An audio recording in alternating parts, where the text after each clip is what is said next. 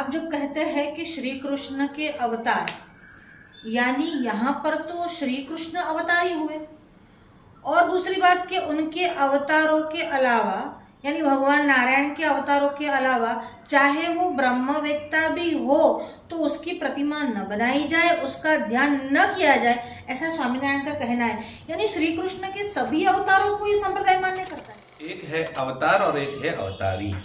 जो अवतारी है उन्हीं के भिन्न भिन्न अवतार होते हैं, और हम 24 अवतारों के रूप में कभी विष्णु को भी हम अवतारी कहते हैं, कभी श्री कृष्ण को भी अवतारी कई कई संप्रदायों में माना गया है। तो वो श्री कृष्ण को अवतारी समझे, उसमें कोई आपत्ति हमें नहीं है। बात एक ही है, चाहे श्री कृष्ण को अवतारी समझो चाहे विष्णु को अवतारी समझो। लेकिन जहां तक बात होती है कि विष्णु के सारे अवतारों की बात, तो उन्होंने वराह का उदाहरण दिया है उसमें। अच्छा।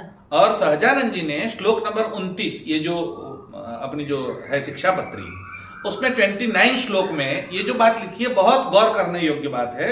उन्होंने कहा कृष्ण कृष्णावताराणाम खंडनम यत्र युक्तिभिः कृतम स्यात् तानि शास्त्राणि न मान्यानि कदाचन।